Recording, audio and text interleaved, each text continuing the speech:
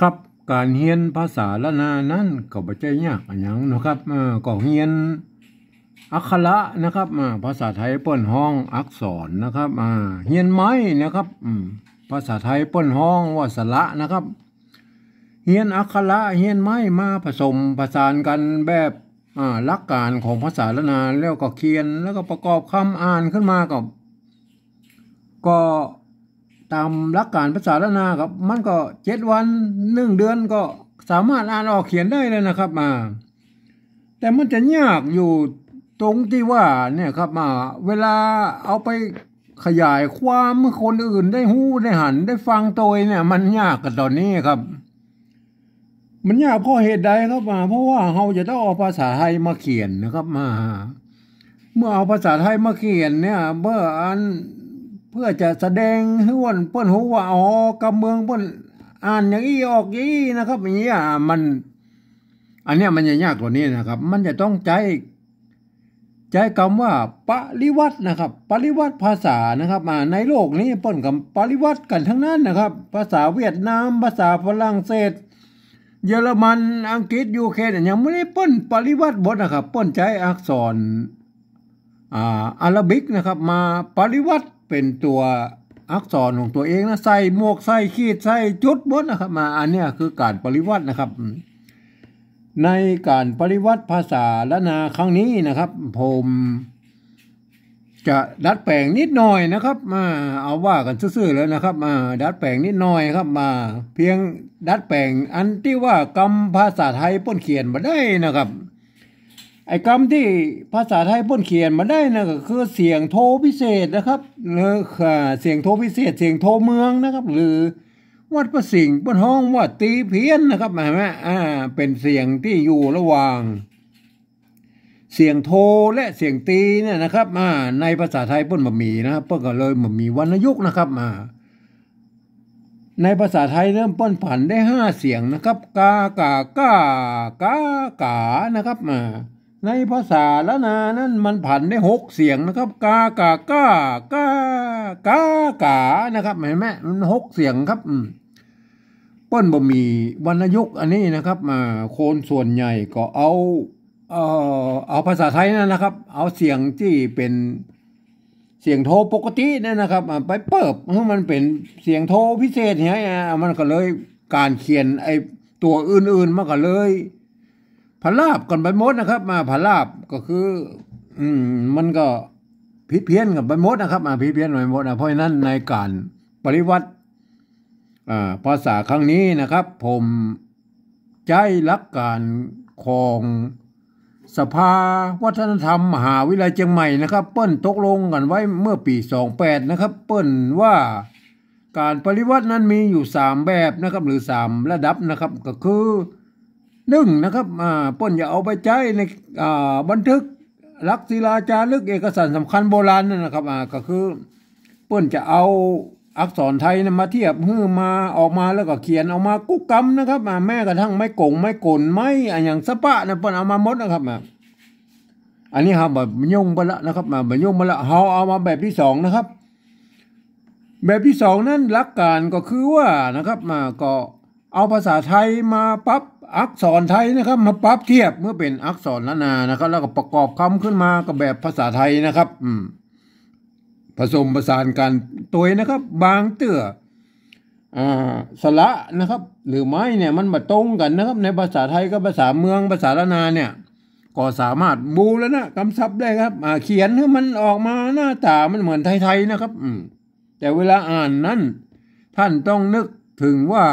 ไอ้คำเหล่านั้นเป็นอักษรละนานะครับ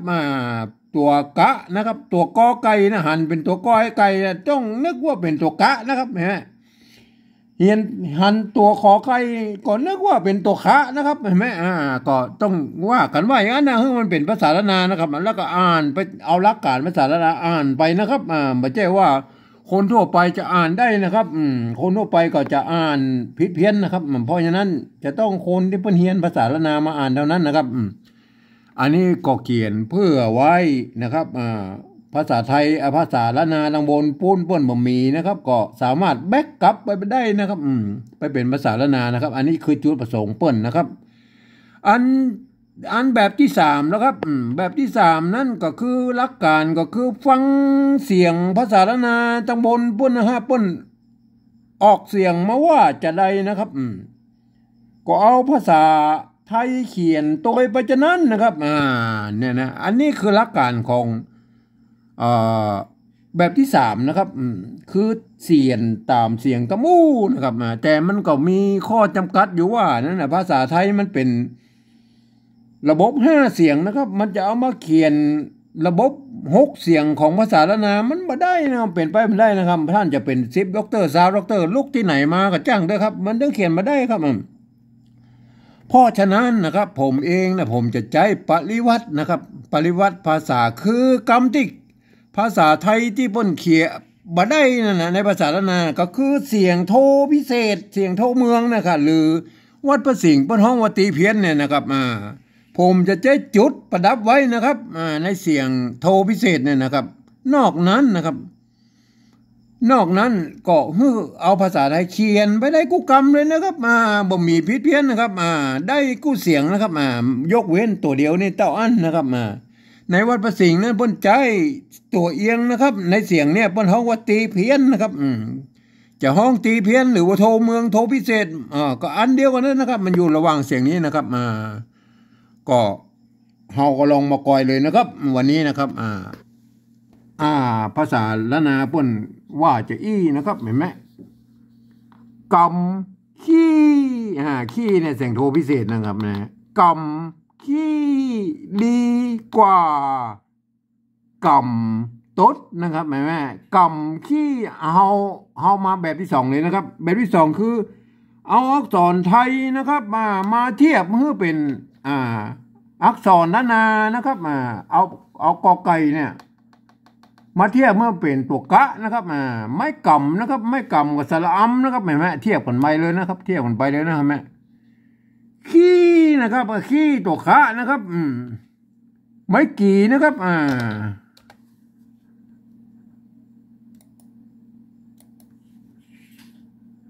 ตัวคะแล้วไม่กี่นะครับ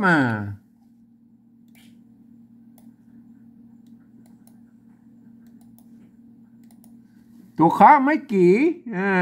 ไม่ขอจ้างก็คือไม่โทรนะครับเห็นไหมตัวนี้ตัวฮื้อพ่อเป็นตัวค้านะครับไม่กี่นะครับไม่ขอจ้างว่าขี้นะครับตามภาษาละนานะครับขี้นะครับเห็นไหมเดี๋ยวท่านจะไปดูพาแบบที่สามดูนะครับดีนะครับดีตัวดะนะครับตัวดะก็ตัวดอเด็กนะครับไม่กี่นะครับสระอีนะครับไม่กี่กับสระอีนะครับตัวกะกับกอไก่นะครับตัวว่ากำนะครับว่ากำมันมีตัวว่ากำอยู่นี่ตัวใช่ไหมไม่เยาะก็คือไม่เอกนะครับไม่กากับสระอานะครับกำขี้ดีกว่านะครับกำตัวกะนะครับก็กอไก่นะครับไม่กำสระอัมนะครับไม่กำกับสระอัมนะครับตัวตะนะครับตัวตะนะครับตัวดะดอเด็กนะครับเห็นไหมไม่กงนี่ครับบอกมาตัวแล้วนะครับแต่ถ้าเป็นแบบที่หนึ่งไปอย่างมาตัวนะครับเห็นไหมเฮาได้แล้วไหนไหมอันนี้คือการปริวัติแบบที่สองนะครับก็คือการเทียบมานะครับคือเอาเสาถ่ายไปเทียบมานะครับแล้วเขียนขึ้นมากับแบบภาษาไทยนะครับเขียนขึ้นมาแบบภาษาไทยนะครับถ้าสมมติว่าไม่มันมาตรงกันสระมาตรงกันก็สามารถบูรณะกำศัพท์ได้นะครับก็คือมันเป็นไทยๆนะครับหน้าตาแต่เวลาอ่านนะครับเป็นเมืองนะครับกำขี้ดีกว่ากำตดเห็นไหมกำขี้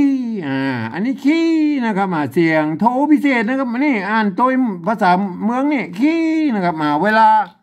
ปริวัติแบบที่สามนะครับแบบที่สามหลักการก็คือนะครับก็คือฟังเอาภาษากรรมที่ภาษาละนาตะบนบุญเปิ้นออกเสียงมานะครับเปิ้นออกเสียงมาก็เอาภาษาไทยเขียนไปจากนั้นนะครับอันนั้นเขียนไปอย่างนั้นนะครับในมันที่ภาษาไทยเปิ้นเขียนมาได้ก็คือเสียงโท โทพิเศษนะครับ หรือโทเมืองเนี่ยผมได้ปริวัติโดยการใช้จุดประดับไว้นะครับเราไปดูนะไปดูนะเอาไปดูเลยนะครับกำนะครับอันนี้กำหรือยังครับเห็นไหมอันนี้กำยังอันนี้คนไทยเพิ่นอ่านว่ากำนะครับอันนี้ว่ากำเห็นไหมตะบนมันกำนะครับตะบนมันตัวกะนะครับไม้กำไม้กำนะครับเห็นไหมอ่านว่ากำนะครับตั้งลุ่มตัวกอไก่นะครับสระอำนะครับอ่านว่ากำนะครับเห็นไหมเขาเยอะมันเป็นกำได้แล้วครับก็ใส่ไม้จัตวาป่ะเนี่ยก็